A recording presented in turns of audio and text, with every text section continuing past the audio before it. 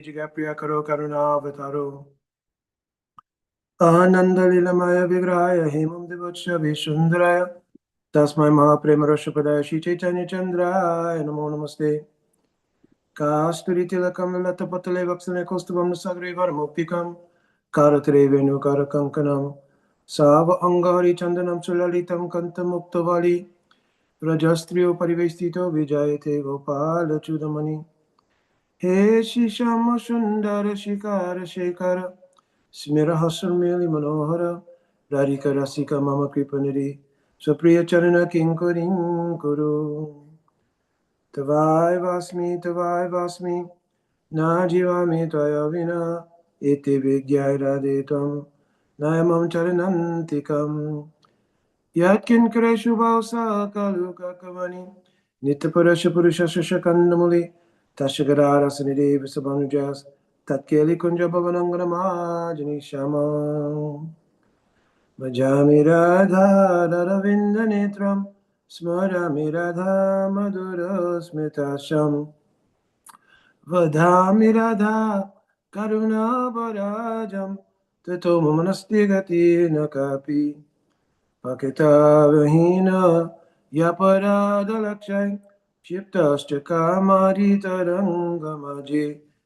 Kripamai Tang Sharanang Prapana Vrinde Namaste Charanarvindam Kanaka Jalada Gatro Nila Sobhagya Netro Mrigumaravalo Malati Kundamalo Tavana Taruna Vesho Nilampitam Bharesho Smaranini Britani Kunjerarika Krishna Chandro Vanchakalpatrubhyascha Kripa Sindhu Vayevacha Patitanam Pavanebhyo Vaishnavebhyo Namo Namah Jaya Shri Krishna Chaitanya Prabhu Nityananda Shri Advaita Gadadhara Shivasadi Gaura Bhaktavinda Hare Krishna Krishna Krishna Hare Hare Hare Rama Rama Rama Hare Hare.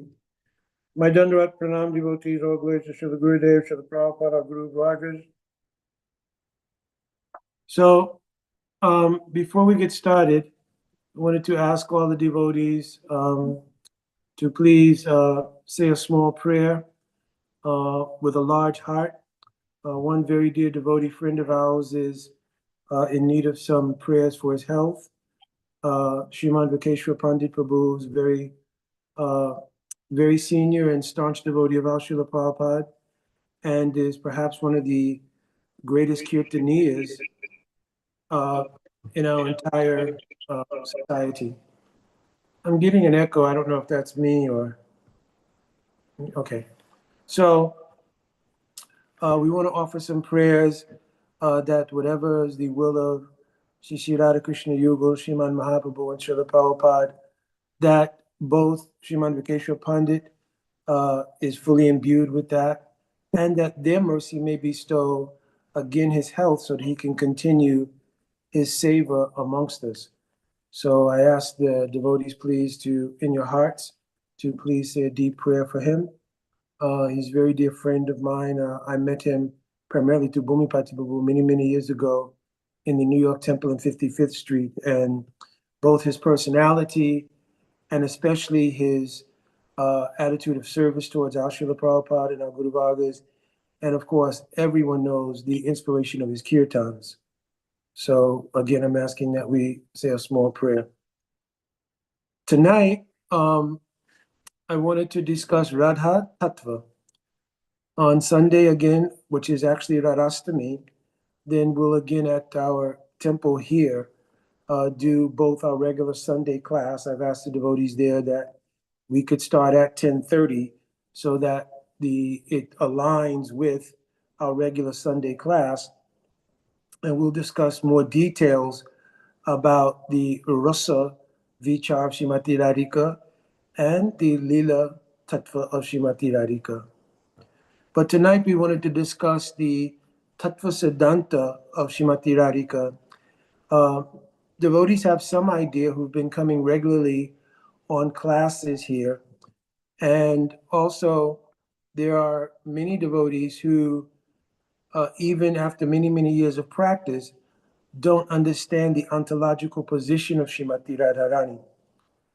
So because we've come from a patriarchal theological background, if you were Christian in America or anywhere in the Western world, I should say, not just particularly America, but anywhere in the Western world, then you know that even though in the Christian tradition there is a very deep um, idea of the feminine polarity of God, it was not the forefront of the presentation of Christianity. So the general view of what is God in all the Abrahamic religions was of a masculine polarity that simply was all powerful and was the creator and the origin of everything. And based on that, the natural relationship of most people in relation to the idea of God was not even so much as a servant, but more as a dependent who required assistance and also who was in a position to become the um, sort of shopper in the business of religion. In other words, shopping in the business of religion means they could go to God and ask, oh, give me this, give me that, give me this, give me that. And then, you know, from that mentality, you get things like the prosperity gospel, which is centered around complete self interest. And God is simply the backdrop, which then is the provider. So the idea of the masculine polarity singularly of God as a feature of worship actually has very detrimental qualities as far as inspiring devotion to God. It inspires obedience, but we still look that that obedience should be rewarded. If I'm being obedient to that almighty powerful God, then I'm also due some reward. And the basis of most, excuse me, contemporary churches is that very thing. It's a deep push for obedience. And then if you are obedient, then your blessing is always around the corner. So, of course, in traditions of antiquity, this was not the case, but also when you look at all the traditions of antiquity, the feminine polarity of God was was also very prominent. So if you look in the traditions, like I said, deeply of Christianity, there are concepts like the combination of Judaic and the Christian traditions of Shekinah. Shekinah meant the idea of the feminine polarity of God. And also Sophia. Sophia, the word Sophia really meant wisdom, but this wisdom was indicated to be the wisdom that was in regard to understanding God. And it was considered to be also a feminine polarity of God in ancient Africa, it was very, very prominent that you would always hear God mentioned in the feminine and masculine polarity. If you go all the way back to Egypt or Kemet, you'll have in Greek Osiris and Isis, but then the actual Kemetic language would be Asar or Set. If you look in the West African traditions like Mau Lisa or Nana Bukuru, so there's so many different cultures you can look at where you see that the masculine and feminine polarities of God are always presented together. So, of course, in more contemporary times, and partly due to the fact that governance, societal dominations was always masculine in nature. So, that would obviously lead to an idea of the supreme entity being a masculine polarity singularly, and that it sort of reinforced what was happening in society. But in the ancient traditions of Vedic culture, then always the Shakti, means the power of God, was worshipped equally with God. Though there may have been misconceptions regarding the the fact that the Shakti and the Shaktiman here means the possessor of the energy, Shakti means the energy, are never really separate, and they're not two separate realities. So you have gotten phenomenon in India where people will separately worship Shakti for material benefit, like Durga Devi, Kali, and other deities which represent Shakti in the material paradigm. So, but in general, if you go through all of the various names in Vedic culture, even among the demigods, you'll see that there's always Brahma and Saraswati, Shiva and Parvati, Indra and Sachi, right? Agni and Swaha. So these are all demigods, and they're all still recognized with their Shaktis. And when it comes to addressing the absolute truth, the personality of God, then you will always get Lakshmi Narayan, Sitaram, Rukmini Dwakadish, or especially Radha Krishna. So in this way, if you look whenever they address God in the Vedic cosmology, the Shakti always is presented first. So I want to speak a little bit about why, first of all, it's so important to recognize that the Shakti is very important for those who want to worship the absolute truth.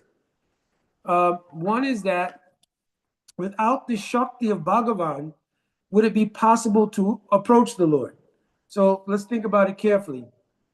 If there is no Shakti, there's no manifestation of Bhagavan's mercy, and Bhagavan's mercy is also one of the Shaktis of Bhagavan. Bhagavan's creation is also one of the Shaktis of Bhagavan. The Jivas themselves, they are a Shakti of Bhagavan.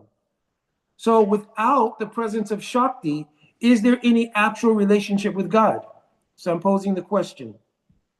Without Shakti, is there any relationship to God with anything? Not only the Jivas, but what about the material creation? The spiritual creation is also Shakti. No. So Bhumipati, no. So there is no relation between anything without Shakti. And in fact, everything in the creation, both spiritual and material, are composed of Bhagavan Shakti. The material world, and in English we say his energies. So Prasha Shakti Vidvidaiva Sruyate. The Lord has unlimited energies, and they're all swabhavika, means they're working automatically for his pleasure. So all of these energies are even what makes the creation here. In the Chatur Shloki of Srimad Bhagavatam, this is Srimad Bhagavatam, which is spoken by Krishna to Lord Brahma. So this precedes Bhagavatam being spoken by Nard to Vyas. And he tells him there, Hameva Shamevagri, Nanyat Sat Asat Param, that both the creation that exists prior to the material creation and the creation itself, which is Sat Asat means cause and effect, and Hameva Shamevagri, Nanyat Sarasat Paramam, Pascharaham Yaresasja, Yovashisheta Shoshmiham. And even after the creation is gone, all that remains is Bhagavan and his Shakti. His Shakti produces everything. His Shakti is the basis of the eternal existence beyond the material creation. Everything is Bhagavan Shakti. Even for devotees, when we first came to the movement, we were still dominated by the masculine conceptions of God. So when we first see deities of Radha and Krishna, then especially hearing Srila Prabhupada's lectures and reading Srila Prabhupada's, not so much just reading the books, because if you read the books deeply, it would come out. But hearing Srila Prabhupada's general discussions, it was always very Krishna-centered. The reason is because at that time, Srila Prabhupada, his ingenious preaching strategies was that I have to first get people to even accept that God is a person. In the Western world, our concept of God was impersonal. So already Srila Prabhupada had to create that bridge that would allow people to cross into the arena of considering God as a person. What to speak of a person with specific information about that person? Yes, he's blue and he plays the flute, etc., etc. I don't know, well, I can't, I'm going to use my own example because I'm old enough to remember. If you were to try to discuss this when my mother was taking me to, Baptist churches and so forth, and you came up with an idea that God was blue and he played a flute and he had a girlfriend, this would be heresy. You understand? If they allowed you to remain at home and didn't take you to a mental institution, thinking perhaps you were overindulging in drugs or something. So the bridge to be crossed between the whole idea of God's impersonality and the patriarchal masculine polarity singularly of God presented in the Abrahamic religions, what to speak of now bringing people across that bridge into the personalism of God, specificity of God, and then most people, when they first see the deity or pictures of Krishna, do they think it is a man or a woman? When everybody first sees the pictures of Krishna, I've had several people in the very early days ask, well, who's the woman? And they're talking about Krishna because of the fineness of the qualities that are presented in most deity carvings and the fact that the hair is very long, everything. People thought, oh, nobody thought this is, what God looks like, because nobody had a conception of God even being personal. So the first, vision that they would have is that this is a female, right? Of course, then you had to say, well, who was the person next to him? So I'm just trying to put the framework together for what it is that Srila Prabhupada had to deal with to get people even into the space of a masculine and feminine polarity of God.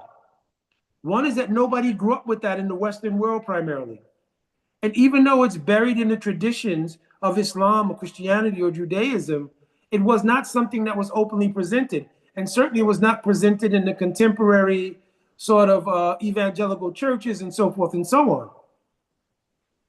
So the recruiting really of many souls who had previous experience in bhakti, because when you really think about it, it would be too much of a stretch to just imagine how it's possible that it ended up being literally millions of followers, not discounting India because there was already so many followers in India, but in the Western world, millions of followers, hundreds of temples, thousands of people initiated into the practice of the path who had to come to terms with the idea of a personal God, but not only that, that was both masculine and feminine. Because ontologically, even for devotees in the beginning, if you asked any devotee who was Srimati Radharani, what was your answer? Does anybody remember? In the interest of time, I'm telling. God. No. Actually, they would say she's the greatest devotee, even if devotees were a little red. She's the greatest devotee of Krishna. You understand? They did not assess that Radhika is actually God. They would say that she's the greatest devotee of Krishna. So the statement has some truth to it. So because there was some partial truth in that, and we didn't have to deal with the deep theological dive at that point, then that was accepted as standard. Radhika is the greatest devotee of Krishna, but Krishna's God. And our center of attention is God. We've now realized who God is personally, and we're focused. Krishna is God. So it wasn't until two phenomena really took place. One was the manifestation of Chaitanya Charitamrita in 1975. Because there, Srila Prabhupada, and I was in Los Angeles at the time of the marathon to produce Chaitanya Charitamrita, and it was in Chaitanya Charitamrita that he put all the deepest levels of our theological understanding. In Srimad Bhagavatam, unless you've read Chaitanya Charitamrita, you don't have the benefit of the prism of Chaitanya Mahaprabhu's conceptions. So you're reading it, and there's, first of all, 18,000 verses, 335 chapters. There's just, a plethora of stories and all varieties of teachings. So it's hard to even get a line of thought consistently if you're not really under guidance and really understand what's going on. But when Chaitanya Charitamrita came out, even in Adi Leela, so many things were established as the foundational truths that Mahaprabhu gave that now allowed you to look at the teachings in Srimad Bhagavatam in a different way. It allowed you to look at the deities of Radha and Krishna in a different way. It allowed you to understand even the position of Chaitanya Mahaprabhu now. So in part, this all makes sense because without going through Mahaprabhu, nobody can really obtain service to Radha and Krishna. So really until the Chaitanya Charitamrita appears, which just like Srimad Bhagavatam is the personification of Radha and Krishna, well, Chaitanya Charitamrita is also the personification of Sri Chaitanya Mahaprabhu. Actually, Raghunath Das Goswami, he was the only of the Goswamis who Mahaprabhu kept with him in Puri and put him under the care of Swarup Damodar. Swarup Damodar was the beneficiary of all the intimate teachings of Chaitanya Mahaprabhu, and he used to take notes on it. It's called his Kalacha. When Mahaprabhu left, and then some couple of years later, Swarup Damodar left, then Raghunath Das Goswami, who had the Kalacha of Swarup Damodar, he went to Vrindavan. And there in Vrindavan at Radha Kund, he was later joined by Srila Krishnadas Kaviraj Goswami, who was ordered in a dream by Nityananda to go to Vrindavan. There, together on the banks of Radha Kund, he was able to get all of the transcendental transmission from Mahaprabhu to Swarup Damodar to to Swarup Damodar to Raghunath Das Goswami. And therefore, he wrote on the basis of that, the Chaitanya Charitamrita, which contained all these deep conceptions. So even if you read one chapter in the Adi Leela 4, all the deepest conceptions about Shakti Tattva are manifest there. All the deepest conceptions about the prominence of the mood of Srimati Radharani in our theological framework. What is Radhika's position? Harinamananda Prabhu mentioned, no, she's God. Yes, because now we've heard these things. So we know that Radhika is non-different from Krishna. It's mentioned in Chaitanya Charitamrita, Radha Krishna Achayi Sada Ek I Swarup. Ek Swarup means they're actually one person. But, Mukunda, we always see two forms. So how can you say they're one person? They're actually one person, Lila Rasa Ashwadite, Dari Dui Rup. They've eternally have two forms to taste Lila Ras. And I think in the class that I gave maybe 2 weeks ago on Lila Tattva, I brought this point up. So I brought up that Krishna, because Radhika is always present in the reality of Krishna Swarup, right? There's so many verses which declare this. One verse, this verse, Bhagavat Stava Rasadharana, Swarup Aishwarya Madhurya Tattva Visve Swarup Paramananda. So here it describes Krishna Swarup as being Bhagavat. Aishwarya means he's God, but he's overcome by the Madhurya of Prem. Not Madhurya Prem only, but the Madhurya, sweetness of love itself. And Swarup Paramananda. As a result of that, in his Swarup, it is Parama Ananda. This Parama Ananda is a synonym also for Srimati Radharani. In the Skanda Purana, it is mentioned, Atma Ramas tu Radhika Tasha Eva Ramana Aso. In the heart of Sri Krishna, when Radhika is unmanifest, and these are ontological descriptions, because Radhika is eternally manifest, but she eternally also is doing Ramana, means she's performing bliss in the heart of Krishna. So even when we say that Krishna is Atmaram, because he's God, it means he has to be self-satisfied. The confidential meaning of that is that Radhika is present within Krishna. Is there any other praman for this? Yes. What is this verse?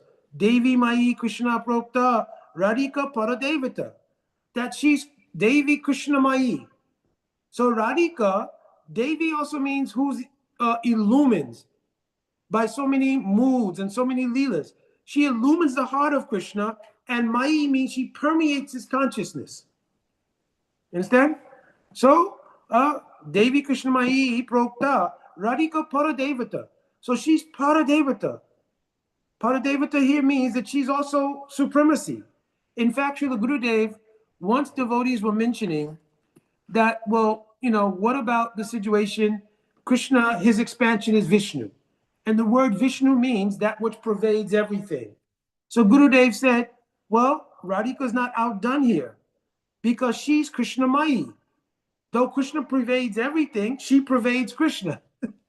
You understand? So there is no scope of understanding God or the position of God without his Shakti. Gurudev would mention many times, and not just Gurudev, but it's written in Shastra as well, Shakti, Shaktiman. Shakti and Shaktiman. Shaktiman means the possessor of power, and power are an inseparable fact. Like heat and light come from fire. It's inextricable. That's the Dharma in fire. Or the liquidity in water. Can't be separated from the water. So the Shakti can't be separated from the possessor of the Shakti. So the reality is that Radhika is actually also Bhagavan.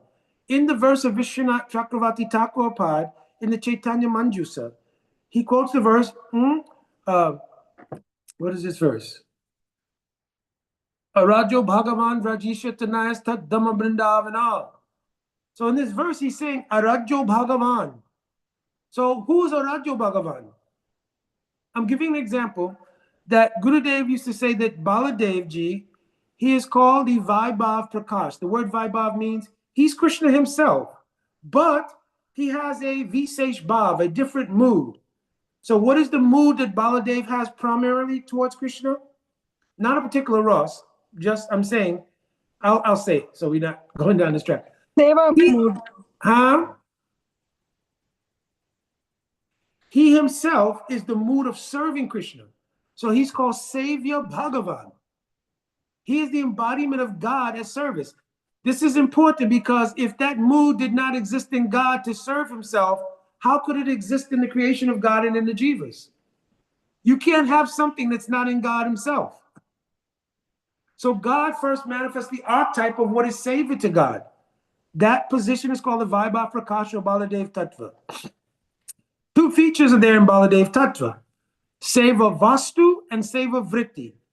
So the word Vritti means the function, right? It means the tendencies to serve. Vastu means the substances.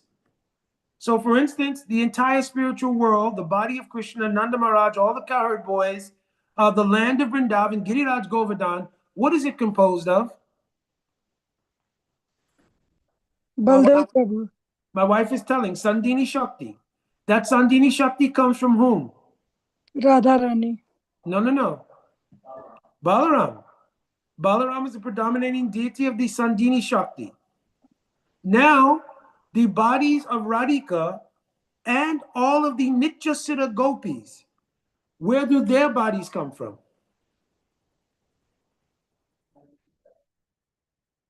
Their bodies? Radharani.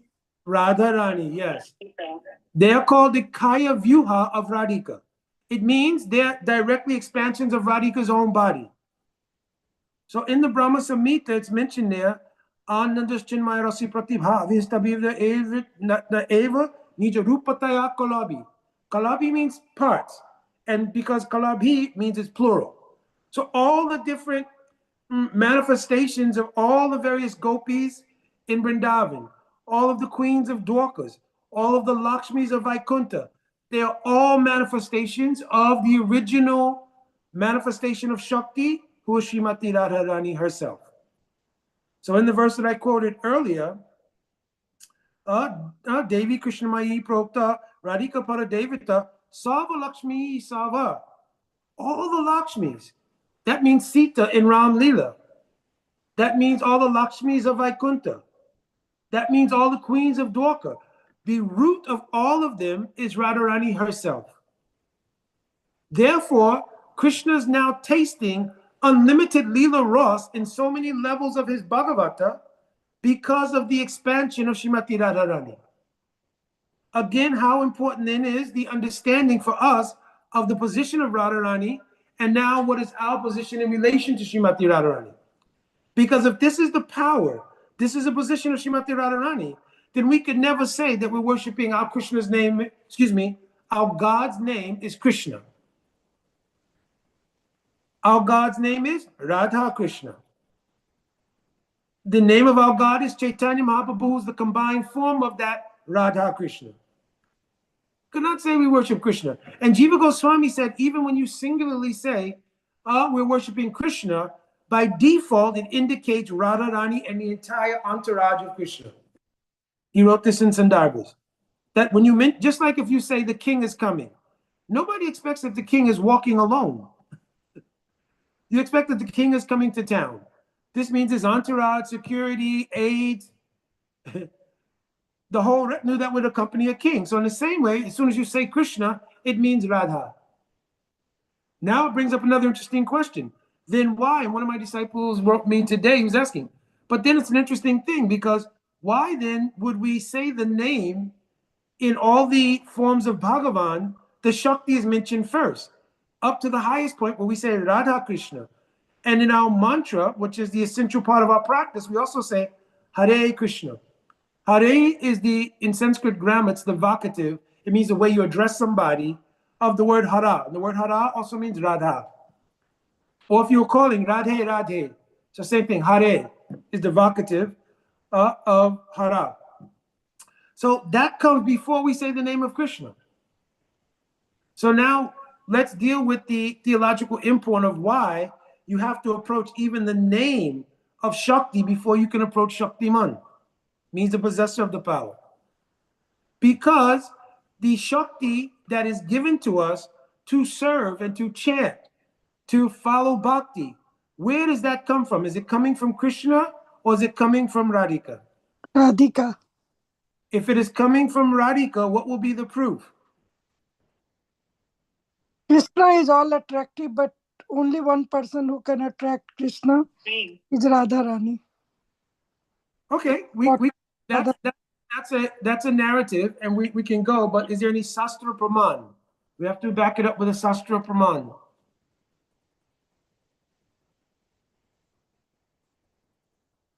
There has to be something in Sastra written to declare that you have to approach. In our Goswami's writings, in Sastra, there has to be something that says that you have to go through Radhika to worship Krishna. Shri Radha Pranay Vikriti Aladani Shakti Asmat, Prabhuji. This is more of a description of the cause of the Ladini Vritti creating the form of Chaitanya Mahaprabhu. Okay.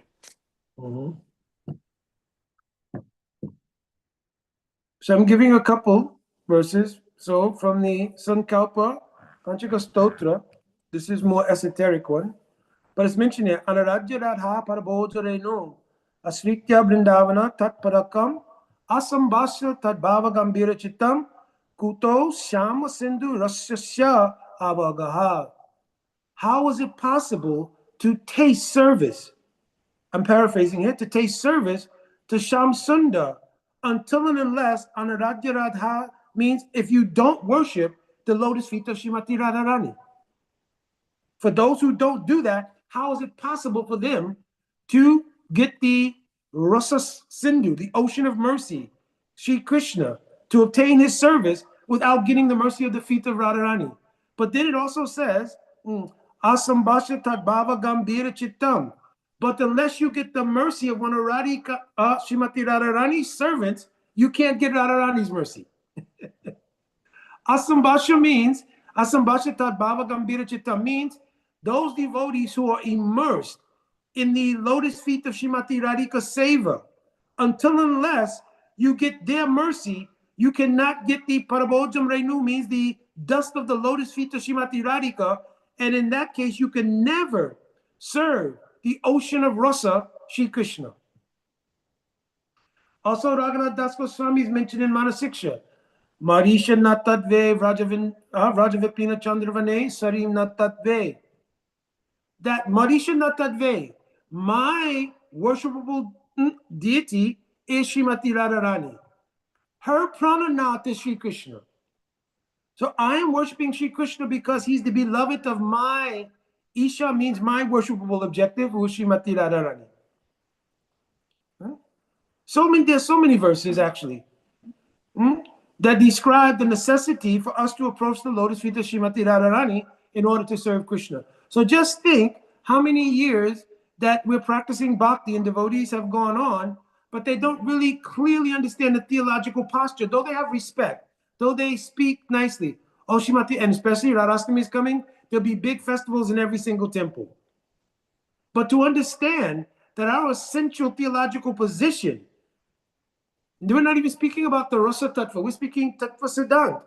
Our position in relation to Radhika is essential to serve Krishna.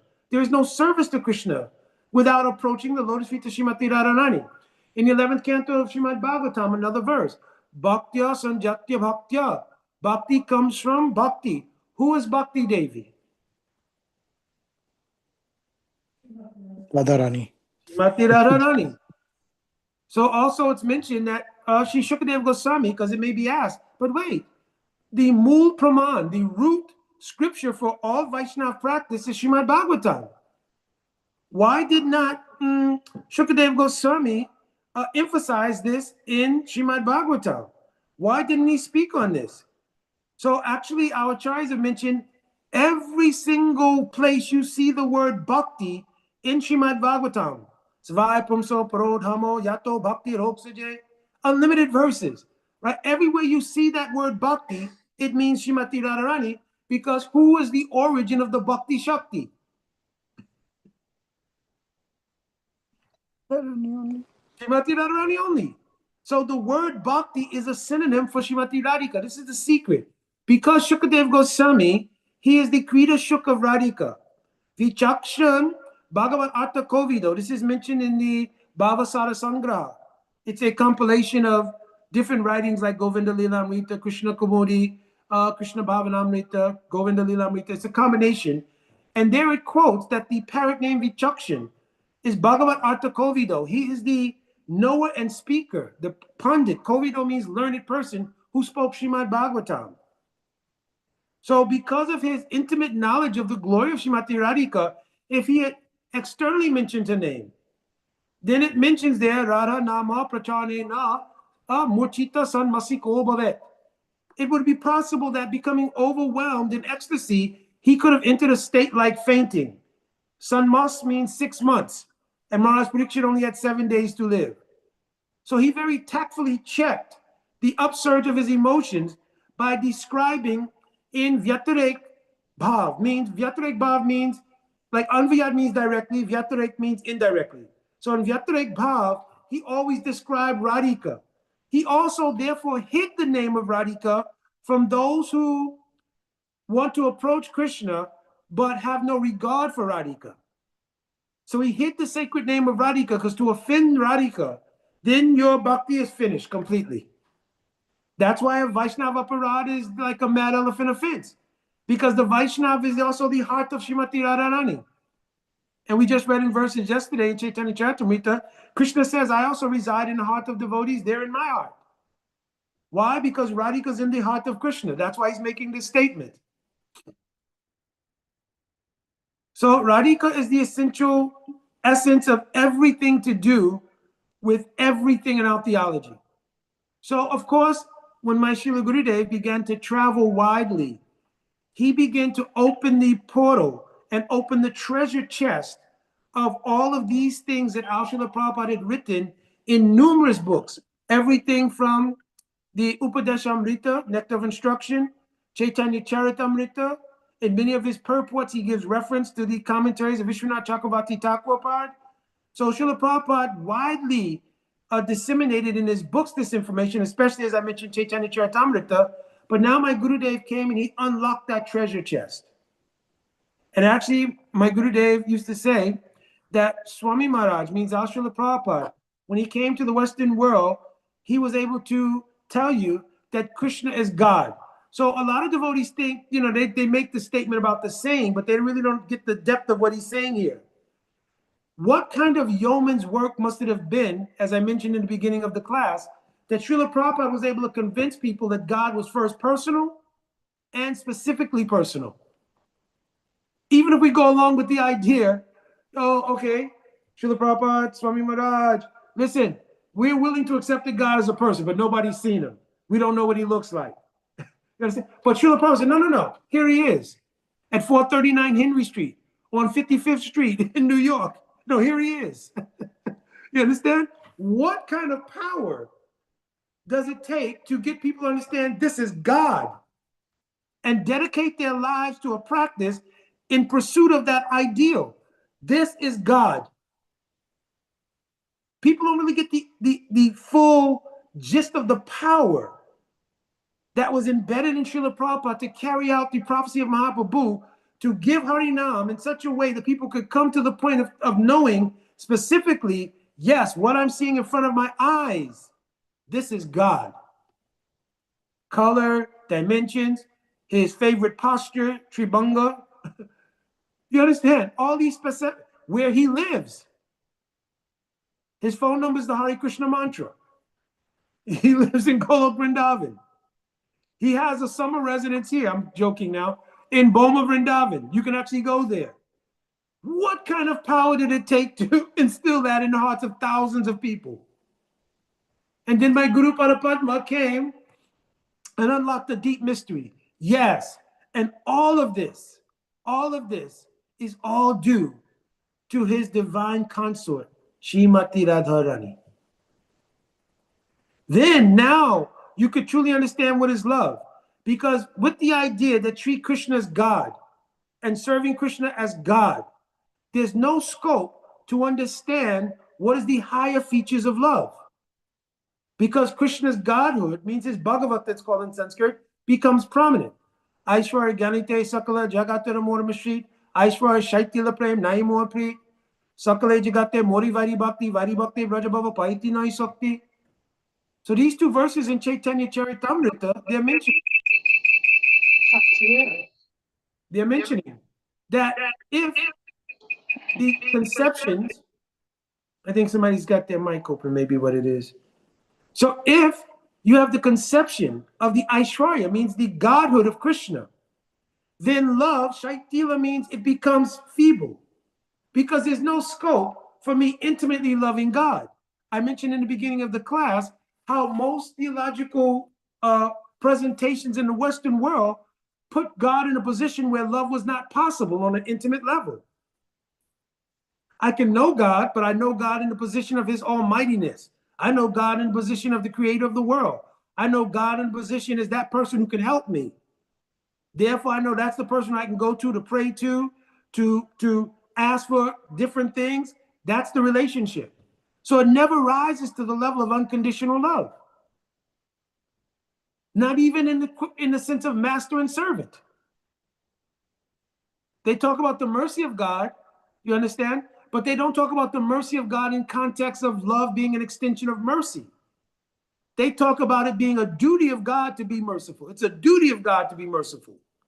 It's not a love of God, it's a duty of God to be merciful. So only the opening, especially of this Vaishnav Dharma by Srila Prabhupada coming, was this ocean of deep understanding of what is love based on the fact that now we can understand something of the feminine polarity of God, which is the means of approach. You approach the Shakti Man through the Shakti.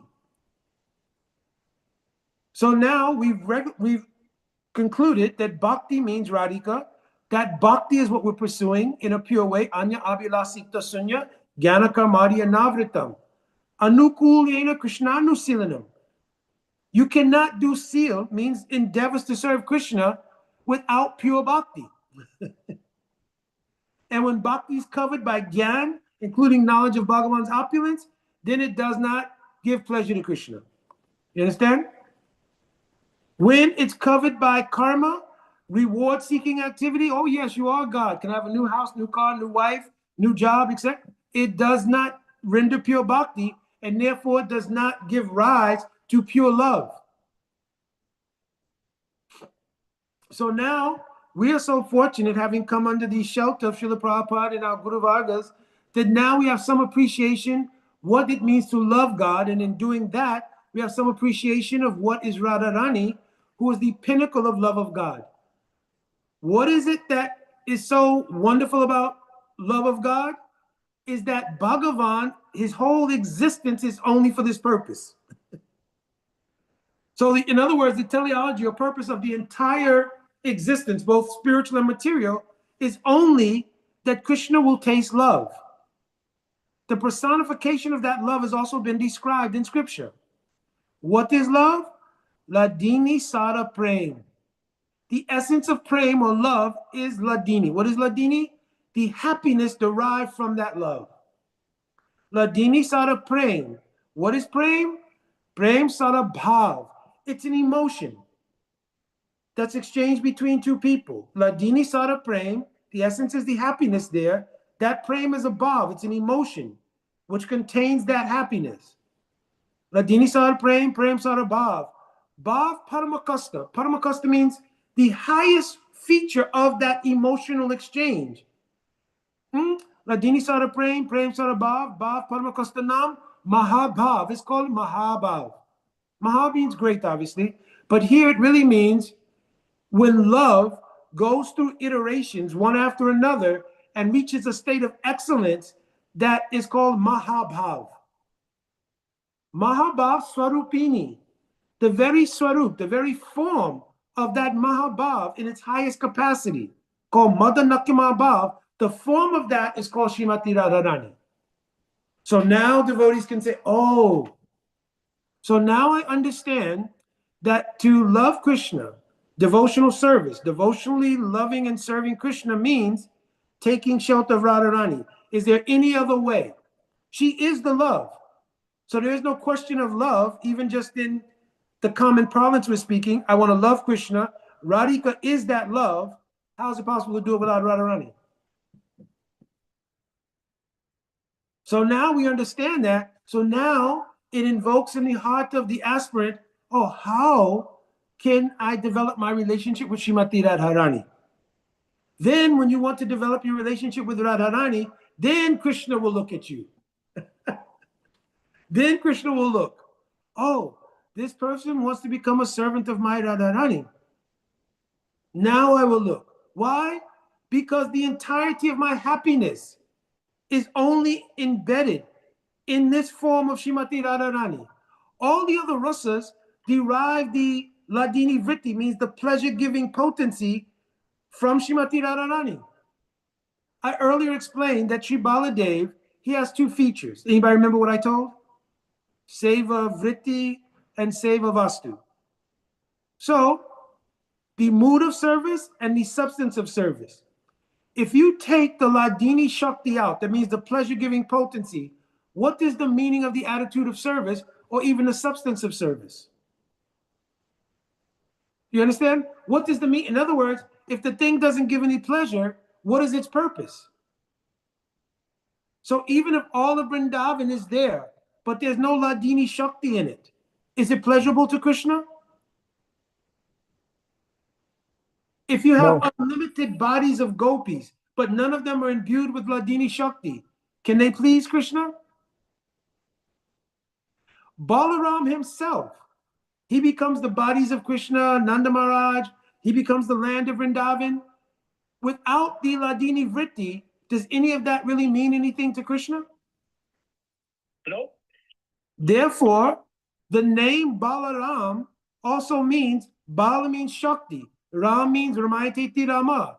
The power to give pleasure to Krishna that's present in his own Vaibhav Prakash Balaram originates in Radharani. Because if there's no power to give pleasure, then the substance and the attitude of serving are void of the thing that's pleasing to Krishna. What is its purpose? I'm sorry, Guru Maharaj, can you say that one more time? You just said? Yes. Balaram. The word Bala means strength or power. Ram means pleasure. Ramayate iti Rama. So an Amarakosha is like a huge dictionary that breaks down the meaning of words. So Ramayate iti Rama means, Ram means that which gives pleasure. What is the pleasure potency that Krishna tastes? It is called Ladini Shakti. Where does that Ladini Shakti come from? Srimati Radharani. Therefore, Baladev himself is also dependent on Srimati Radharani. Jai, thank you so much. You understand? Therefore, when we speak about Krishna, Balaram, and Radhika as being the predominating deities of three kinds of Shakti, Baladev is the predominating deity of the substance to serve Krishna and the attitude of different kinds of services. Sakya Ras, Vatsalya Ras, Dasya Ras, all they're emanating from Baladev. Even Madhurya Rasa also emanates from Baladev in his manifestation of Ananga Manjari. So everything is in terms of the attitude of service. It doesn't say the pleasure inherent in that service, the attitude of serving and the substances. They're all coming from Baladev. But the very happiness that's imbued in those things is coming from Srimati Radharani. Therefore, Radharani is even the guru of Krishna in this regard. You understand? Because it's mentioned here, Radhika Prem Guru Ami, Sishyanat. Krishna is saying, I'm the Sishya, I'm the disciple of Radhika's Prem. Radhikara Prem Guru Ami Sishyanat. Krishna is saying, this Prem is my guru. So he's a disciple of Radharani. What to speak? We should not become disciples of Radharani? Krishna, he's admitting here. This is in Adi Lila also, Adi Lila chapter 4, this verse is written there. Radhikara Prema Ami Guru Sishanat. Her Prema is my guru. Krishna is Apta Kam Atmaram, means he can obtain anything in his form as God, and he's fully satisfied. If that is the case, in the end of the Ras, not the end of the Ras Lila, but the beginning of the Ras Lila, after Krishna has disappeared, and then he comes back, all of the gopis take their upper cloth off, their shawls, and they put them on the ground in a big pile. And Krishna sits on that. And they question Krishna about his motives of love. So finally, after they go through various kinds of, well, are you this kind of lover or that kind of lover? They say, are you a Atmaram? That means, are you self-satisfied? Because those who are Atmaram, they're sort of indifferent to loving somebody, or whether they receive love, they're indifferent because they're self-satisfied. Krishna himself, out of his own mouth, says, no, I'm also not Atmaram. Because if I was Atmaram, self-satisfied, why did I play my flute to call you here? So we have in Sastra, Krishna admitting, I am not Atmaram. Why? Because the love of Radhika, and by extension all the gopis, it is something that is Krishna's ultimate desire. So even in God, she inspires a desire. And Krishna always desires to know what is her love. In the Padma Puran, and I believe also in Skanda Puran, there's an ontological description of the Ras Mandal. My Gurudev used to tell this many times. In that ontological Ras Mandal, from the left side of Krishna, Srimati Radharani appeared. From his right side appeared whom? Sadashiv. Sadashiv. Yes, not Balaram. Sadashiv. What is Sadashiv? Sada, Sada means always. Like Kirtaniya Sada Hari. Shiv means auspicious. The eternally auspicious desire, Adi Icha, in the heart of Krishna is to understand the love of Radhika. Therefore, to show this, that Sadashiv, who appears in that ontological Ras Mandal, in a Leela, tries to enter into the Ras Leela, and because he has a male form, he cannot. So he prays, and then Purnamasi dips him in Brahmanda Kund, in Brahma Kund. And then he gets the body of a gopi, and he enters into Ras Leela, but he's unfamiliar with all the moods because he has no anugatya to gopis yet. So he goes, he has the form, but he doesn't have the substance. So immediately, it's determined that there's some vijati abhav. Vijati abhav means some weird, strange mood among us while we're having our ras. So then they go and they question Lord Shiva, and they ask him, oh, who are you? Saki, please tell us what village you're from, who is your husband, etc., etc. She can't answer because no details were given. So now the gopis say, oh, this may be any demon, because many demons had come into the Vrindavan. So they began slapping him. You understand? So now Shiva's praying for his mercy. So then Purnamasi comes to his aid, and Krishna comes to his aid, and they give him service to the gopis. How? As Gopishwara Mahadev. Means that person whose Ishwar is the gopis. So he guards the Ras Mandal against imitationists. So you cannot enter the mood of Ras Leela if you are not situated under the anugatya of those who are in the line of Radhika. Therefore, Guru Parampara, if you go down each one, they're all servants of Radhika's manjaris. Why is this? Is this just a coincidence, accident? It doesn't also say that there's no other rasa in Vaishnav Dharma. Sakya rasa is also there, Vatsalya rasa is also there. But those especially who give entrance into the Ras Mandal are those who are the maidservants of Radhika. And if you try to approach the Ras Mandal, the pinnacle of Krishna's Leela, without the mercy of Srimati Radhika's associates, her near and dear, then you'll be checked at that gate by Mahadev. Gopishwar Mahadev, you'll be checked. And maybe he'll take out all the slaps that he received, he'll take them out on you. That's what it is. Understand? So it is imperative that we come under the guidance of those who are the Anugatya to Radhika. So if you go down our line, then and you should try, devotees should try to remember our Guru Vargas and their Manjari names if possible. Understand? Because it's good for your bhajan dhyan. Understand? If you can remember. If not, you should at least remember in sequence from your Gurudev to your Param Gurudev, at least back to Bhaktivinoda Thakur. Like you can say, if you don't know your Gurudev's Manjari name or Swarup, then you should meditate that my Gurudev has this mood. Because now you're accepting the line of conception coming from Mahaprabhu. If your Gurudev should reveal in the future that it's different or something else, then if your mood is prominently that, then you'll get the guidance of a Siksha Guru who has that mood. Krishna is very expert in arranging everything. Spiritual life is not random. Spiritual life is very calculated, very set out. So if in your previous samskars, your mood is towards Palyadasi Bhavta Radhika, then you'll meet Shiksha Guru who will give illumination in that mood.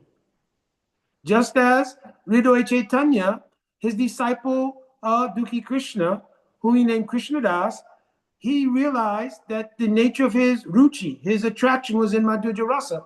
So Hridoy Chaitanya sent him under pretense to study with Jiva Goswami so that that mood could be brought out. And of course, he's Shaimananda Prabhu, and his Manjari name is Kanaka Manjari. And so like this, we should now understand in our practice, after hearing the Siddhanta regarding Srimati Radhika, how important that is in our practice, especially for those who want to obtain service at the lotus feet of Srimati Radharani. If still your mood is very generic, I'm the Das of Krishna, and Krishna is God, then they will require some more hearing of Harikatha, more association of devotees who have deeper mood, and then a particular kind of inspiration of seva may gradually arise in the heart. At that time, Guru's duty is to guide you where that mood can become fulfilled. Of course, if the Guru is in Madhurya Rasa, because Madhurya Rasa contains all the other rasas, then that Guru can give bhajan siksha in Sakya Rasa, Vatsalya Rasa, etc., etc. All right, I wanted to leave plenty of time for questions. It's just about 8 o'clock. We need to end by about 8:30 at the very latest. So I'm going to open up for questions. I wanted to establish tonight 2 things. One is the Tattva Siddhanta and the ontology of the position of Srimati Radharani. Secondly, how that is related to us in our aspirational desire of service. The indispensable nature of understanding our relationship with Radharani. Because everybody speaks about their relationship with Krishna. But there is no relationship to Krishna without Srimati Radharani.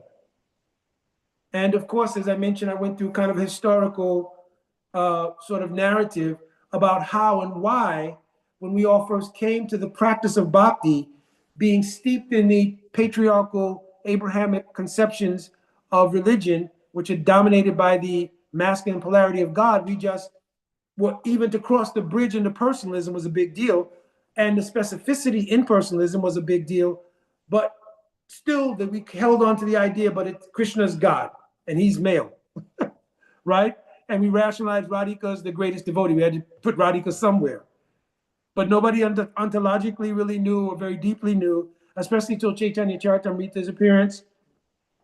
And especially with my Gurudev was ordered by Srila Prabhupada to help his disciples when he came. He opened up this treasure chest of deep knowledge about the indispensable nature of service at the lotus feet of Srimati Radhika to obtain any mood of service to Krishna. Not only Manjari Bhav, any mood of service. All right, it is now 7:59. So we'll open the floor for any questions or any comments. So I have the phone is going on as well, so we'll have to balance between the two. Yes. Hare Krishna, thank you again for coming and speaking with us. I wanted to ask if there's any newer people. I heard there's going to be some guests that may be coming for the first time. So if maybe they have any questions first. I'm not sure who's on, but I saw a few names I've never seen before. So yeah, a lot of them come on Sundays. Well, no, you see people on Sundays, so I don't know. Yeah. But if they don't have any questions, then okay. Whoever wants to ask. But... All right, Anuradha has her hand up. I have 2 questions. One is we had there's a local South Indian temple that we happen to be nearby, so we went there just to see. It's a Venkateshwar. Is it? What is it? Yes, Prabhuji. Good, Anuradha. And so they had placed all of the Shaktis. Shakti, Sita Devi, also Srimati Radhika, on the right side instead of the left side. So why is that? That they would maybe differ from how as Shakti Tattva is placed on the left. And then the other question is that I've heard the more esoteric reason behind Atmaram. I know you had mentioned that Shri Krishna had said that he is actually not Atmaram, but that actually is Atmaram because is doing Raman in the heart of Krishna, so that she is always playing and giving pleasure to Krishna in his heart. So naturally, he is Atmaram because of that. So if you could just explain a little bit more.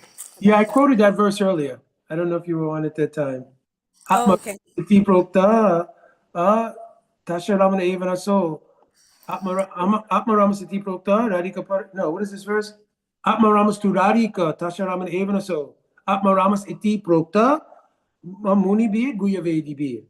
So Atmaramas Iti Prokta. By this word Atmaram, we mean to say that Radhika is doing Ramana in the heart of Krishna. All the Munis and all Sastra know this to be the confidential meaning of the word Atmaram for Krishna. Yes, okay. This verse is in Skanda Puran. Skanda Puran. Skanda Puran, okay. Thank you for that. And then if you could just answer the one about the Oh, Balaji. yes. In South India, actually, normally when you go into the temple, if there's Lakshmi, she's on the right. But if you look in the very front of the deities, the way they put is right, then they'll have Shri, Bhu, and Nila as three Shaktis going in the front, lower level. So it's just their way of expressing the relation of Shakti to Bhagavan. I don't know, and I don't want to speculate if there's any significance other than that. Sorry, Prabhuji, we accidentally dropped out. I missed that part that you just shared. I'm sorry. Yes, the temples, when I went to South India, I also visited many temples and I saw the same thing. But it's not only that Lakshmi Devi, now this could have been special to this temple for some reason, is on the right, but also normally the Shaktis are all in the front. So maybe this was a special arrangement because normally it's Shri, Bhu, and Nila, or the Lila Shakti, are all in front of the Lord, slightly lower and in front of the Lord.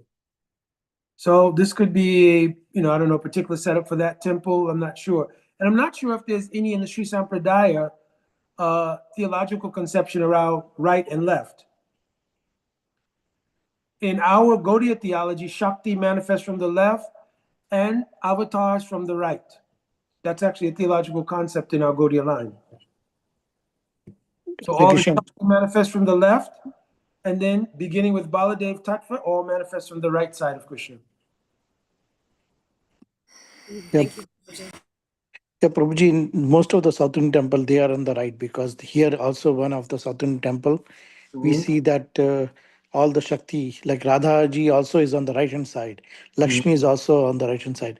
Like Krishna Kamini is saying that because, Oh, I think this might have been some years ago that somebody told me this could be because of their idea about Swakiya. Yeah, that's what he's saying. Yeah. That's what you're saying, Swakiya. Always, they consider married. So the Yes. dharmic idea is that the wife is on the right. Yeah. Yes. So that's what we were saying that it's Swakiya. They don't do Parkiya Bhav. Swakiya is always like wedded wife is on the right. That's right. what. Yes. Yeah. Okay, Prabhuji. Yeah, that's what we want to say. I'm remembering now. Yeah, Haribol.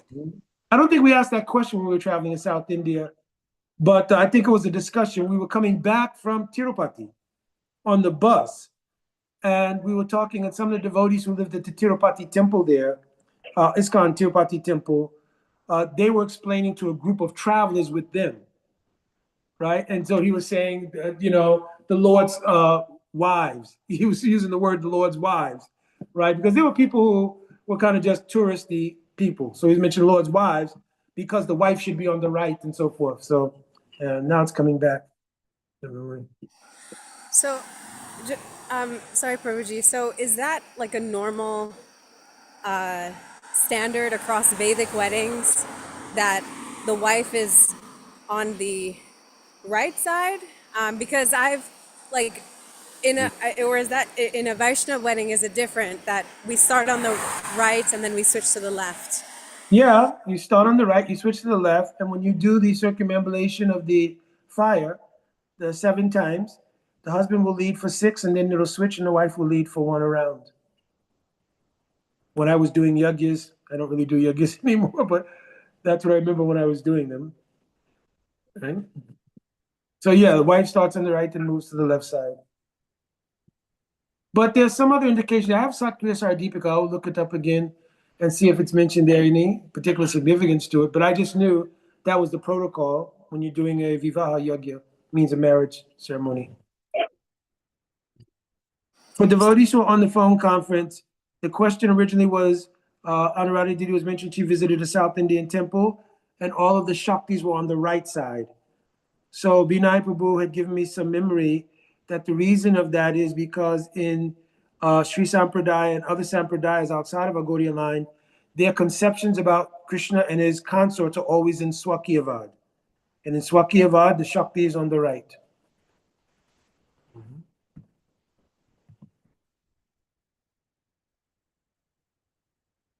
Any other questions or comments? Or something I should review?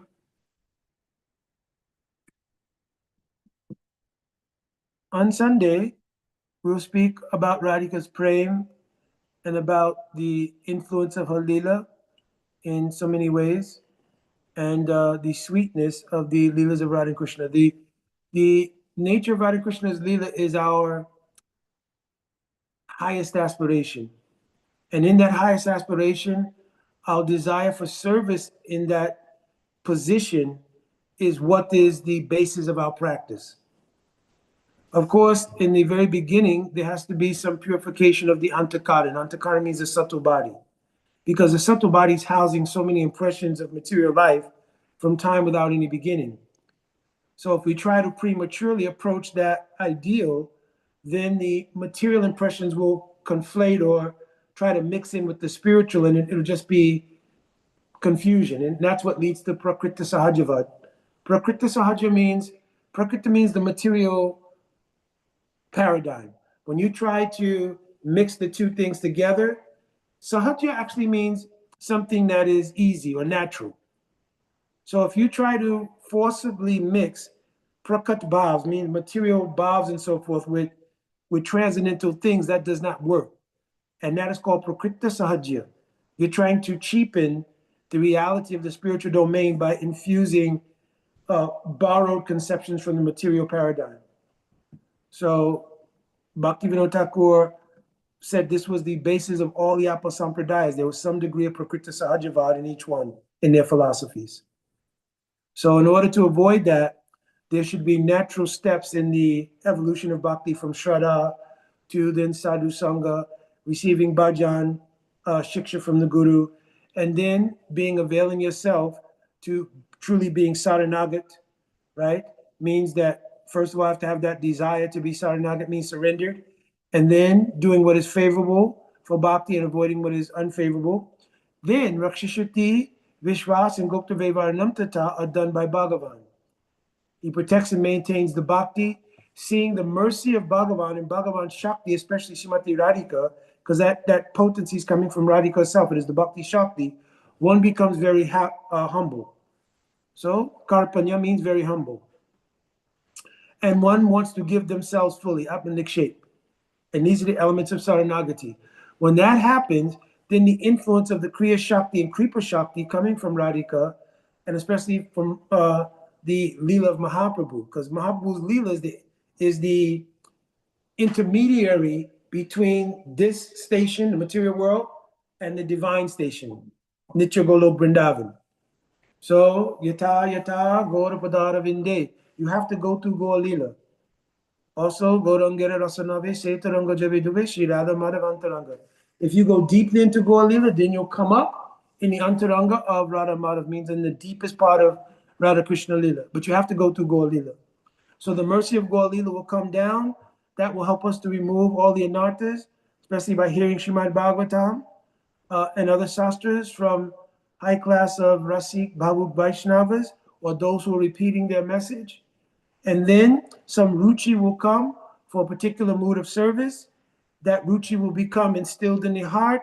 It will become very thick, and then one will become very blissful in their practice.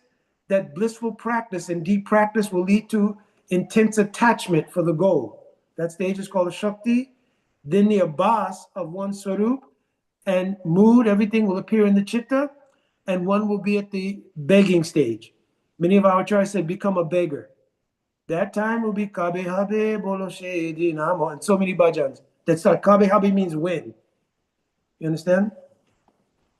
And then the mercy of Radhika through Mahaprabhu's Leela will rain down on that jiva, and the actual substance of Swarup Shakti will come onto the chitta. Sudha Sattva Viseshatma Prem Suyaksa Samyabha Ruchi Vischitta Masanaya Gurisoba Vuchite. And at that time, one will have the darshan of one's own Swarup, Gurudev Swarup, the Swarup of Radha Krishna Yugul or Mahaprabhu, and then Seva Sarika Rupena Siddha Rupena Chatri. In the course of your bhajan, internally, you'll practice in your Siddha Deha, externally in your Sadhaka Deha and Goalila.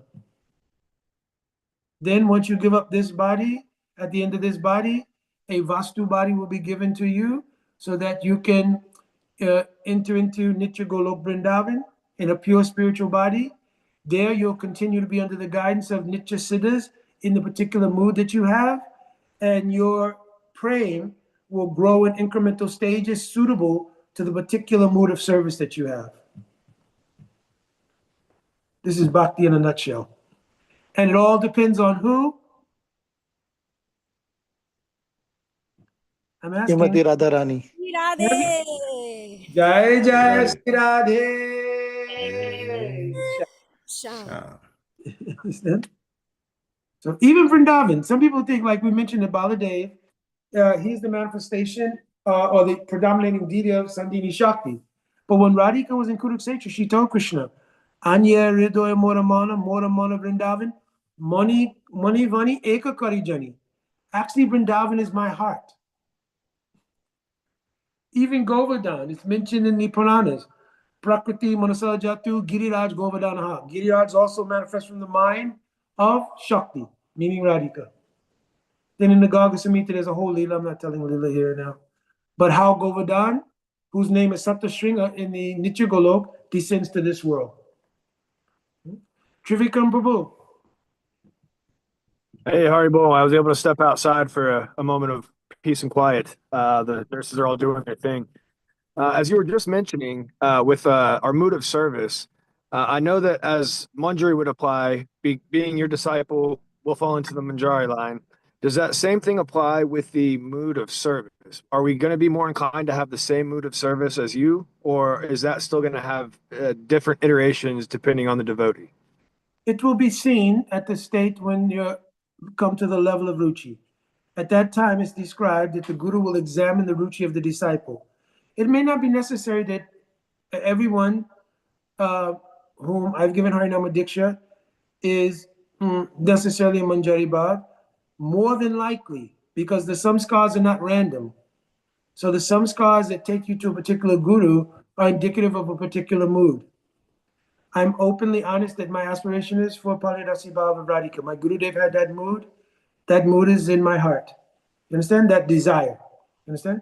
So those who have come in some relationship with me, almost 99%, as my Gurudev used to say, because we don't accept that spiritual impressions are random. Okay, you just fly over here, meet this person, and so on.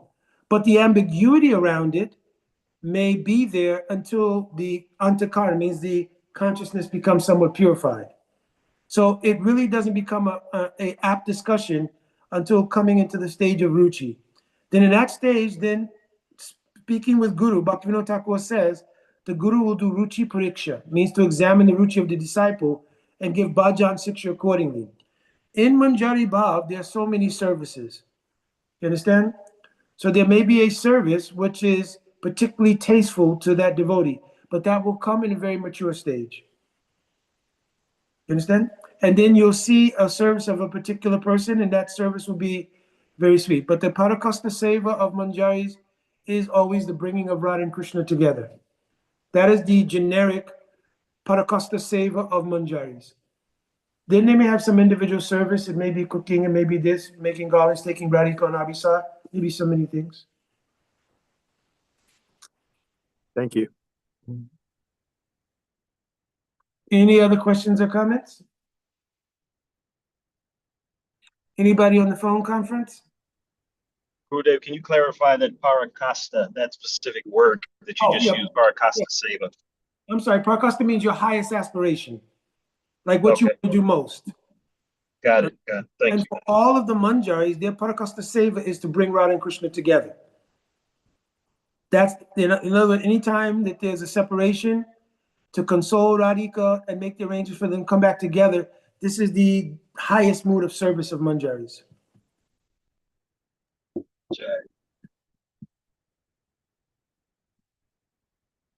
All right, I think right now we're almost getting towards 8:30. It's 8:17.